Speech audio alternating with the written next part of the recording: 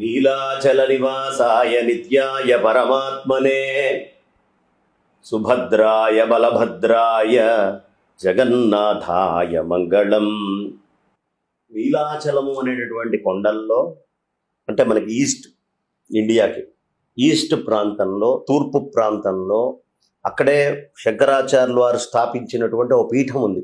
పూర్వామ్నాయ శంకరాచార్య పీఠం ఎక్కడైనా ఉంది అంటే అది పూరీలో ఉంది. ఆ పూరీ క్షేత్రంలో చక్కగా అద్భుతమైనటువంటి సముద్రపు టొడ్డు మీద ఎంత బాగుంటుందంటే, అక్కడ మనం ఎంత వెళ్తున్నా కూడా కాళ్ళు లోపలికి దిగిపోవడం ఇట్లా ఉండదమ్మా. చాలా బాగుంటుంది. అసలు అద్భుతమైనటువంటి సముద్రం అది. అక్కడికి చాలా దగ్గరలో విశేషమైన, దివ్యమైన, భవ్యమైనటువంటి క్షేత్రం. ఆ క్షేత్రంలో కూడా గొప్పతనం ఏమిటి అంటే, కృష్ణయ్య సుభద్ర అమ్మవారు బలభద్రుడితోటి కలిసి ఉంటారు. అంటే ఇద్దరు అన్నలు చెల్లెలు ముగ్గురు కలిసి ఉంటారు. సాధారణంగా గుళ్ళల్లో మనం ఎప్పుడైనా మూల గర్భగుడిలోకి వెళ్తే అమ్మవారితో ఉన్న అయ్యవారు కనిపిస్తారు.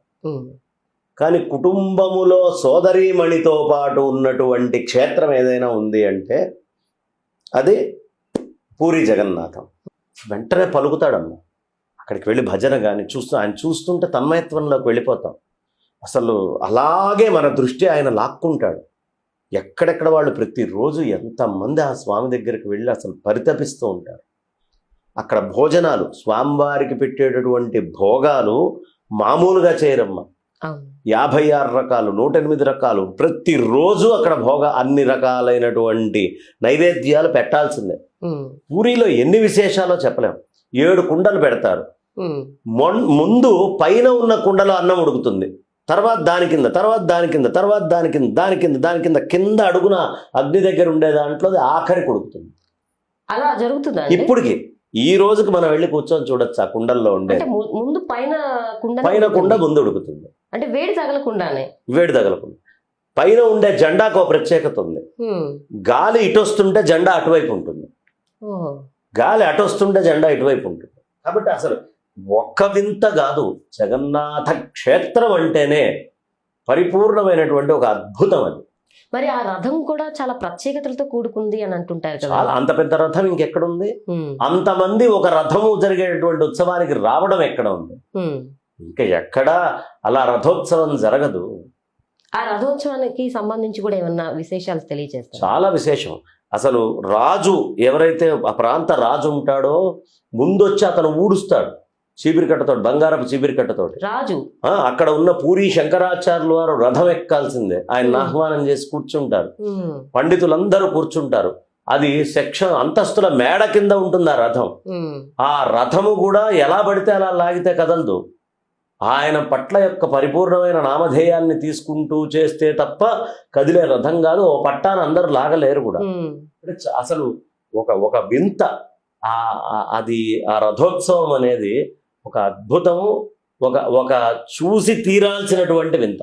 అంటే ప్రతి సంవత్సరం కూడా ఆ రథాన్ని తయారు చేస్తారా అండి? రథం ప్రతి సంవత్సరం చేయరమ్మా. విగ్రహాలు పుష్కరానికి ఒకసారి మారుస్తూ ఉంటారు. కానీ రథం అదే ఉంటుంది, పెద్దది, పెద్ద పెద్ద చక్రాలతోటి. ఆ మాడవీధుల్లో అట్లా తిరుగుతూ ఉంటుంది. ఇసుక వేస్తే రాలనటువంటి జనం. ఇసుక వేస్తే ఇసుక కింద పడదట. అక్కడున్న జనం నెత్తి మీదో, చేతి మీదో, కాలు మీదో పడుతుంది తప్ప కిందకు పోవడానికి దానికి స్థలం ఉండదు. అంత జన సంద్రంతో నిండిపోతుంది. ఎంత భక్తో జగన్నాథ జగన్నాథ జగన్నాథ నరుస్తూ ఉంటారు. అలా అసలు ఆ క్షేత్రము, అక్కడ ఆయన భక్తుల్ని ప్రత్యక్షంగా బ్రోచినటువంటి విషయాలు ఒక్కొక్కటి తన్మయత్వమే. ఆ రథోత్సవము ఈ ఆషాఢ మాసంలో శుద్ధ పక్షంలో విధియ నాడు చేస్తారు. ఆరంభమవుతుంది. ఒకరోజు కాదు, 3 రోజుల పాటు. 3 రోజుల పాటు రథోత్సవం. ఇంద్రద్యుమ్నానికి వెళ్తాడు స్వామి. ఆ వెళ్ళి వచ్చినందుకు ఆడపడుచుని, మొగుణ్ణి, బావగారిని 3 రోజులు బయటే ఉంచుతుంది ఆవిడ. ముగ్గురిని కూడా లక్ష్మీదేవి అలా ఉంచి తర్వాత అప్పుడు ఆవిడ శాంతించి మళ్ళీ కృష్ణ పరమాత్మను అంగీకరిస్తుంది. అంటే శాంతించడం కోసం ఏమైనా స్వామి ఏమైనా చేశారంటారా? ఎదురు చూడటమేగా. మొగుడు 3 రోజులు ఎదురు చూస్తే బయట కూర్చొని అమ్మా నువ్వు తప్ప ఇంకేం లేదు అని, అంతకంటే ఇంకా చేసేదేముంది? ఎవరు జగన్నాథుడు ఆయన. అంతటి జగన్నాథుడికి కూడా జగత్తు మొత్తానికి నాథుడైన ఆ జగత్తు ఈ లక్ష్మీ అమ్మవారే. ఈ లక్ష్మీ అమ్మవారి కోసం ఆయన ఎదురు చూపులు 3 రోజుల పాటు ఆడపడుచు అన్నతోటి కలిసి చేశారు. ఆడపడుచు బావగారు ముగ్గురిని నిల్చోబెట్టిందాడు. అంటే దానికి ఏమైనా కథ ఉందా అండి? కథ ఇదే అమ్మా. అలా నిల్చోబెట్టడానికి ఎందుకు అంటే ఈ ఇంద్రద్యుమ్న పురానికి ఈవిడ వదిలిపెట్టిపోయాడుగా. పెళ్ళానికి ఇవ్వాల్సిన ప్రాధాన్యత ఇవ్వలేదు. ఓ భార్యను నువ్వు కట్టుకున్నావు. ధర్మేచ అర్థేచ కామేచ నా అతిచరామి, నేను అతిచరించి వ్యవహరించను అని వాగ్దానం చేసి ఆమెను వదిలిపెట్టి బయటికి వెళ్తే చేసిన వాగ్దానానికి దెబ్బ కదా. అందుకని ఆ దోషం నిమిత్తము అలా 3 రోజులు ఉంచింది. వాగ్దానం తప్పకూడదు అనే విషయాన్ని గుర్తు చేస్తూ. అంటే అదొక ప్రేమ. ఎప్పుడైనా ప్రేమలు ఎప్పుడు ఉంటాయి? ఎంతసేపు నవ్వుకుంటూ మాట్లాడితే ఉండవు. అప్పుడప్పుడు కాస్త అలకలు, అటు నుంచి అలక ఇటు నుంచి అలక ఇవి ఉండి మళ్ళీ దాన్ని సర్దుకున్నప్పుడు నిజమైన ప్రేమ పుట్టుకొస్తుంది. కాబట్టి దానికి తగ్గటువంటి అద్భుతమైనటువంటి ప్రాతిపదికగా అక్కడ ఆ రథోత్సవం తిరుగుతూ ఉంటే, ఆ రథంలో స్వామివారిని చూస్తూ ఉంటే మనం ఒళ్ళు మర్చిపోతా ఉన్నాం. ఇది ఎక్కడో వైకుంఠంలో జరుగుతోందా, నిజంగా ఈ భూమి మీద జరుగుతోందా? ఇంతమంది మనుషులేనా, లేకపోతే దేవతలు మిగతా వాళ్ళు కూడా ఏమైనా పని కట్టుకొని వచ్చి ఇక్కడ కూర్చొని చూస్తున్నారా? అసలు అనేక రకాలైనటువంటి ఇవి కలుగుతాయి ఆ ఇంద్రద్యుమ్న పురానికి వెళ్ళి తిరిగి వచ్చిన తర్వాత. అందుకని రథోత్సవం దీనంతటికీ గుర్తుగా మళ్ళీ ఆయన అట్లా వెళ్ళాడు, లక్ష్మీ అమ్మవారికి కోపం వచ్చింది అనే ఆ ఘట్టాన్ని ఇక్కడ ప్రత్యక్షంగా చూపించేటటువంటిదే రథోత్సవం. అంటే భార్యాభర్తల మధ్య ఉండవలసినటువంటి అనుబంధం గురించి కూడా దేవతలకైనా కూడా ఇలాంటివి ఉన్నాయి, తప్పదు, ఉంటాయి, అలా ఉండాలి అని మనకు చూపిస్తున్నారు. ఈ అటు పొరపాటు చేసినా ఇటు పొరపాటు చేసినా, అటలిగినా ఇటలిగినా మళ్ళీ ఎలా సర్దుకోవాలి, ఎలా కలుసుకొని పోవాలి అనేది మానవ మాత్రులకు అర్థం కావాలిగా. వాళ్ళల్లో ఏముండదు, లోపల నుంచి వాళ్ళకి ఏమీ ఉండదు. బయట కృష్ణ పరమాత్మ నాటకాలు ఆడటానికి చాలా ప్రత్యేకం పేరున్నవాడు. ఒక్కొక్క నాటకం నుంచి ఒక్కొక్క అవసరమైన పాఠం మనకి చెప్తూ ఉంటారు. పాఠంలో భాగం ఇది. కాబట్టి చక్కగా అలా ఆ ఉత్సవం జరుగుతుంది. అనేక రకమైనటువంటి భోగాలతో ఆ స్వామి యొక్క లీలలు అంతా ఇంత కాదు. అయితే తెలుగు వాళ్ళు పొరపాటు చేస్తారమ్మా. ముందు నేను చదివినటువంటి శ్లోకాన్ని నీలాచల నివాసాయ నిత్యాయ పరమాత్మనే సుభద్ర ప్రాణనాథాయ జగన్నాథాయ మంగళం అంటారు.